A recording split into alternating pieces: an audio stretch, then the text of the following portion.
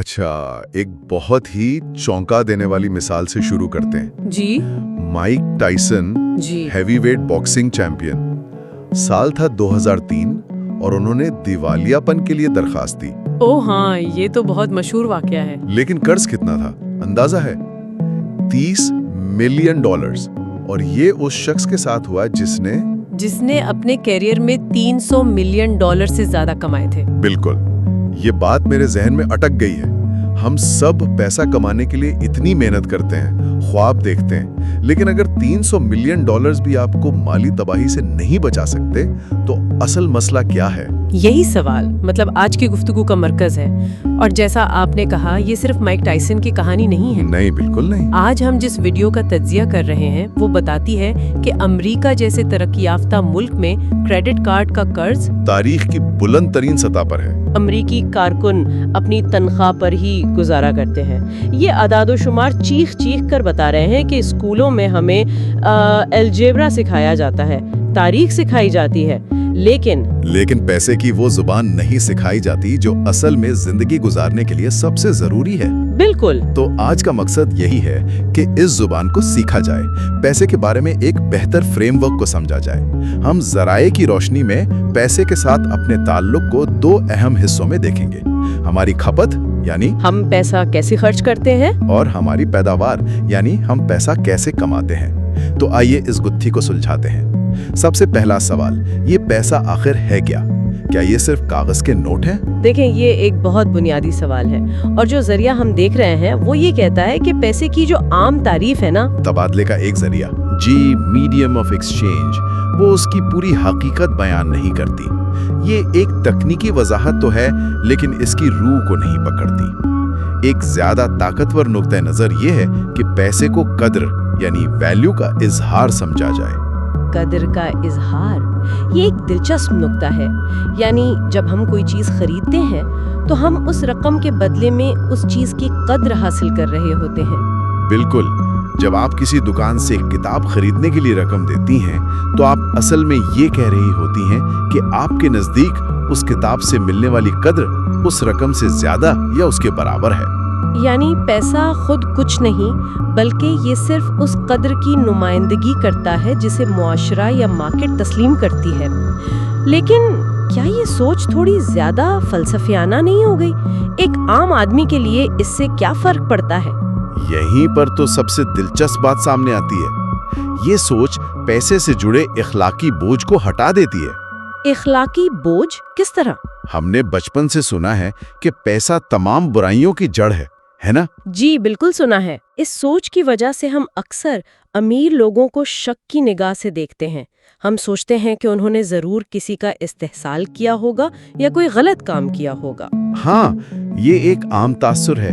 हम ये कम ही सोचते हैं कि शायद उन्होंने माशरे को कोई ऐसी गैर मामूली कदर फराहम की हो जिसके बदले में मार्केट ने उन्हें इतना नवाजा है। तो बात यही है कि पैसा खुद अच्छा या बुरा नहीं है, बल्कि एक आले की तरह है जो सिर्फ ऑप्शंस और मौके फराहम करता है। किसी शख्स के इखलाकियात का ताल्लुक इस बात से है कि वो उन मौके को कैसे इस्तेमाल करता है। सही। ये ज़हनियत बदलने वाला नुक्ता है। ये आपको पैसे के बारे में शर्मिंदगी या एहसास जुर्म से निकाल कर इसे एक मकसद के हुसूल का जरिया समझने में मदद देता है। और फिर सवाल ये नहीं रहता कि मैं ज्यादा पैसा कैसे कमाऊं। बिल्कुल, बल्कि ये बन जाता है कि मैं मुआशरे के लिए ज्यादा कद्र कैसे पैदा करूं। ठीक है, ये एक अहम ज़हनी तब्दीली है। तो अगर पैसा कदर का इजहार है, तो आइए इसे इस शख्स की हकीकत से जोड़ते हैं जो कर्ज में डूबा हुआ है। जरिया इस सूरत हाल को समझने के लिए क्या फ्रेमवर्क पेश करता है? वो पैसे के साथ हमारे ताल्लुक को एक बहुत ही अमली मॉडल में पेश करता है। पैदावार व मुकाबला खपत, प्रोडक्शन वर्सेस कंजम्पशन। जी, पैदावार वो कदर है जो हम पैदा करते हैं, ज्यादातर लोगों के लिए या उनकी नौकरी के जरिए कमाई जाने वाली आमदनी है।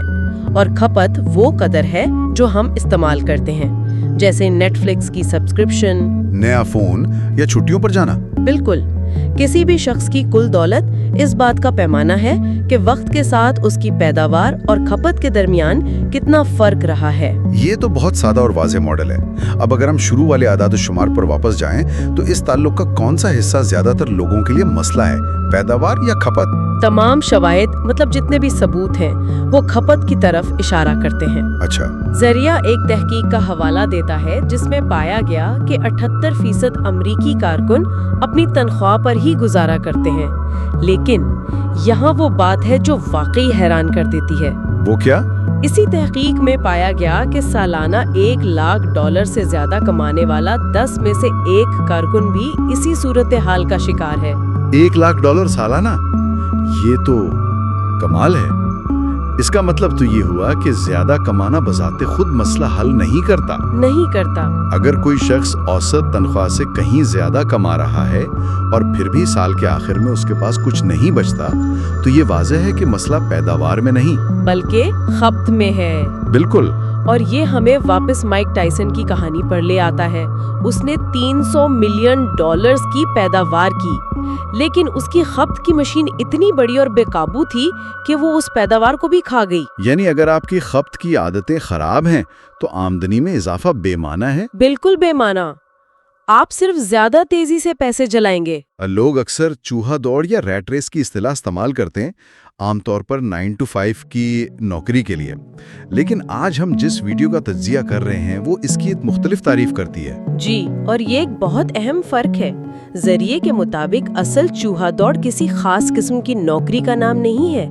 ये माली तौर पर एक किनारे पर जिंदगी गुजारना है। मतलब? ये वो एहसास है कि आप अगली तनख्वाह से सिर्फ 1 कदम की दूरी पर हैं। ये वो कैफियत है जहां पैसा आते ही बिलों और कर्जों की अदायगी में गायब हो जाता है। अच्छा, तो चूहा दौड़ का मतलब सिर्फ बोरिंग नौकरी नहीं, बल्कि माली तौर पर गैर महफूज होना है। मैंने इसे कभी इस तरह नहीं सोचा था। जी, इसका मतलब तो ये हुआ कि कोई फ्रीलांसर या बिजनेस का मालिक भी इस चूहा दौड़ में हो सकता है, अगर वो हर महीने अपने इखराजात पूरे करने के लिए जिद्दोजहद कर रहा है। बिल्कुल, ये एक हालत है, नौकरी का उन्वान नहीं। इस हालत में आपकी नौकरी या काम एक इंतखाब नहीं रहता, बल्कि एक मजबूरी बन जाता है, ताकि तर्ज जिंदगी को बरकरार रखा जा सके या कर्ज अदा किया जा सके। और कॉल याद आता है जिसका जिक्र जरिया भी करता है। जो चीजें आपकी मिल्कियत होती हैं, आखिर में वो आपकी मालिक बन जाती हैं। बिल्कुल, आपकी गाड़ी की किस्त, आपका बड़ा घर, आपके गैजेट्स, ये सब आपको इस दौड़ में भागते रहने पर मजबूर करते हैं। तो इस सब का क्या मतलब है? इस दौड़ से निकलने का कोई रास्ता तो होगा? पहला कदम क्या है? पहला कदम है आगाही, अवेयरनेस, सच्चाई का सामना करना। और उसका अमली तरीका? सबसे अमली तरीका ये है कि आप 1 महीने तक अपने हर एक खर्च को लिखें। घर, ट्रांसपोर्ट, खाना, तफरीह, सब्सक्रिप्शंस, हर चीज। लेकिन ये सादा सा काम अक्सर लोगों के लिए सबसे मुश्किल होता है। क्यों? ये तो सीधा साधा काम लगता है। इसकी वजह एक नफ्सियाती रुझान है, जैसे जरिया ऑस्ट्रिच इफेक्ट या शुतुरमुर्ग असर कहता है। अच्छा, ये हमारी मनफी मालूमात से बचने की फितरी प्रवृत्ति है। ये बिल्कुल वैसा ही एहसास है जैसे आप दोस्तों के साथ बाहर घूमने के बाद अगली सुबह अपना बैंक अकाउंट देखने से डरते हैं। ये तो बहुत ही रिलेटेबल मिसाल है। ये बिल्कुल वही एहसास है, आप सच्चाई जानना ही नहीं चाहते। जी, क्योंकि आपको लगता है कि ये तकलीफ दे होगी। तो जब कोई इस खौफ पर काबू पा लेता है और अपने अखराजात का हिसाब लगा लेता है, तो फिर अगला कदम क्या है? अगला कदम है कंट्रोल। कंट्रोल ये बजट बनाने के जरिए होता है, यानी हर महीने पहले से ये फैसला करना कि आप किस चीज पर कितना खर्च करेंगे। मकसद सिर्फ एक है, अपनी आमदनी से कम में गुजारा करना। जी, और जरिया एक और अहम कदम पर जोर देता है, सरमायाकारी शुरू करने से पहले 3 से 6 माह के इखराजात के बराबर एक इमरजेंसी फंड रखना। ये आपका हिफाजती जाल है। ये सुनने में तो बहुत अच्छा लगता है, लेकिन जो शख्स पहले ही मुश्किल से गुजारा कर रहा है, वो 3 से 6 महीनों की बचत कहाँ से लाएगा? ये तो नामुमकिन लगता है। जी, ये एक बहुत अहम सवाल है, और जरिया ये तस्लीम करता है कि ये रातों रात नहीं होता, ये एक तदरीजी अमल है। अच्छा, یہ شاید چھوٹے چھوٹے قدموں سے شروع ہوتا ہے، جیسے غیر ضروری سبسکرپشن ختم کرنا یا باہر کھانا کم کرنا۔ مقصد ایک ہی بار میں ہزاروں روپے بچانا نہیں، بلکہ پہلے بچت کی عادت ڈالنا ہے۔ جب آپ کنٹرول حاصل کر لیتی ہیں تو آپ کو اپنی آمدنی میں ایسی جگہ نظر آنا شروع ہو جاتی ہے جہاں سے بچت ممکن ہے۔ لیکن ایک منٹ، ہم ایسا کرتے ہی کیوں ہیں؟ ہماری نفسیات میں ایسا کیا ہے کہ ہم جانتے بوجھتے اپنی استطاعت سے زیادہ خرچ کرتے ہیں؟ اس کے پیچھے گہری نفسیاتی وجوہات ہیں۔ ایک ہے جسے ہائپربولک ڈسکاؤنٹنگ کہا جاتا ہے۔ ہائپربولک ڈسکاؤنٹنگ وہ کیا ہے؟ یہ مستقبل کے بڑے انعامات کے مقابلے میں فوری چھوٹے انعامات کو ترجیح دینے کا انسانی رجحان ہے۔ یعنی 10 سال بعد ریٹائرمنٹ کے لیے 100 روپے بچانے کے بجائے آج رات دوستوں کے ساتھ ایک اچھا کھانا کھانا زیادہ پرکشش لگتا ہے۔ ہمارا دماغ فوری تسکین کے لیے بنا ہے۔ اور دوسری وجہ شاید دوسروں کو دیکھ کر خرچ کرنا ہے، خاص طور پر آج کل کے سوشل میڈیا کے دور میں۔ بالکل، ذریعہ اسے سوشل پروف اور کیپنگ اپ ود دی جونزز کا جدید ورژن کہتا ہے۔ پہلے لوگ اپنے پڑوسیوں کی نئی گاڑی دیکھ کر جلتے تھے، اور آج کل یہ پڑوسی انسٹاگرام اور فیس بک پر ہر وقت موجود ہیں۔ جی، ہم اپنے دوستوں کو یورپ میں چھٹیاں مناتے، نئے ڈیزائنر کپڑے پہنے اور مہنگے ریسٹورانوں میں کھاتے دیکھتے ہیں، اور ہمارے اندر بھی وہی سب کچھ کرنے کی خواہش پیدا ہوتی ہے، چاہے ہم اسے برداشت نہ کر سکیں۔ تو یہاں کلیدی سوال یہ ہے جو ہر ایک کو خود سے پوچھنا چاہیے، کیا کوئی شخص پیسے والا نظر آنے کی زیادہ پرواہ کرتا ہے یا اصل میں پیسے والا بننے کی؟ کیونکہ اکثر یہ دونوں چیزیں ایک دوسرے کی مخالف ہوتی ہیں۔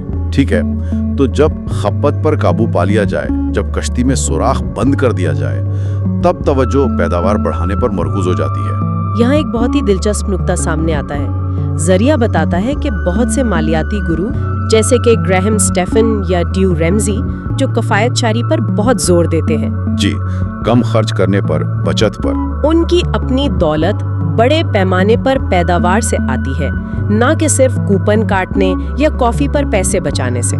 تو کیا وہ منافقت کر رہے ہیں یا یہ ایک لازمی پہلا قدم ہے جس سے وہ خود بھی پار کر چکے ہیں؟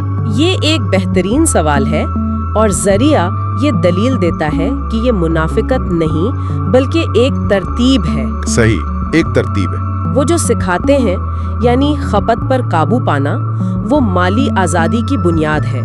یہ پہلا اور سب سے اہم قدم ہے، کیونکہ اگر آپ کی کشتی میں خوراک ہے تو آپ جتنی بھی تیزی سے چپو چلائیں گے ڈوب ہی جائیں گے۔ یہ ایک زبردست انالوجی ہے۔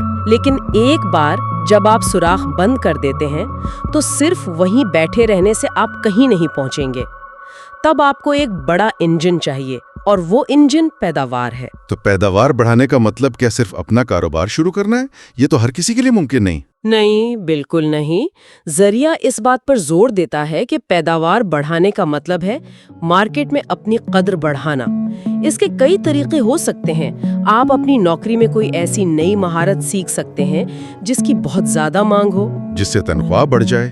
جی، یا آپ فری لانسنگ کے ذریعے اپنی صلاحیتوں کو زیادہ لوگوں تک پہنچا سکتی ہیں، یا جیسا کہ انٹرنیٹ نے ممکن بنایا ہے، آپ بڑے پیمانے پر قدر پیدا کر سکتے ہیں، جیسا کہ خود اس یوٹیوب ویڈیو کا بنانے والا کر رہا ہے جس کا ہم آج تجزیہ کر رہے ہیں۔ بالکل۔ اس نے اپنی اداکاری، کہانی سنانے اور ویڈیو ایڈیٹنگ کی مہارتوں کو استعمال کر کے ایسی ویڈیوز بنائی جو لاکھوں لوگوں کے لیے تفریحی اور تعلیمی ہیں۔ مارکیٹ نے اس کی قدر کو پہچانا۔ بالکل یہی نقطہ ہے۔ اگر ہم اسے بڑے تناظر سے جوڑیں تو مقصد یہ ہے کہ مارکیٹ میں کسی مسئلے کی نشاندہی کی جائے اور اس کا حل پیش کیا جائے۔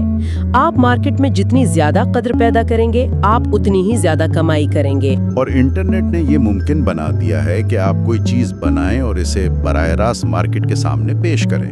جی، مارکیٹ خود فیصلہ کرے گی کہ اسے آپ کی بنائی ہوئی چیز چاہیے یا نہیں۔ یہ ایک بہت طاقتور عمل ہے۔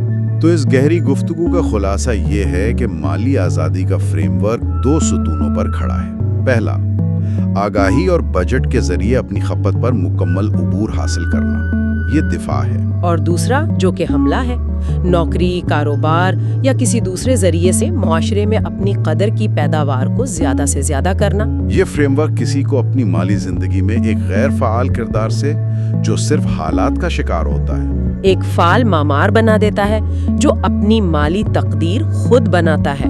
یہ ایک بہت ہی بااختیار بنانے والا خیال ہے، اور اس کے ساتھ ذریعہ ہمارے سننے والوں کے لیے ایک سوچ چھوڑ جاتا ہے جسے میں آخر میں پیش کرنا چاہوں۔ جی ضرور۔ کسی کے پاس ایسی کون سی منفرد قدر یا مہارت ہے جس کے لیے مارکیٹ ادائیگی کرنے کو تیار ہو سکتی ہے، شاید اس طریقے سے جس پر انہوں نے پہلے غور نہ کیا ہو؟ ایسا کون سا مسئلہ موجود ہے، چاہے وہ کتنا ہی چھوٹا کیوں نہ ہو، جسے حل کرنے کے لیے وہ منفرد طور پر موزوں ہیں؟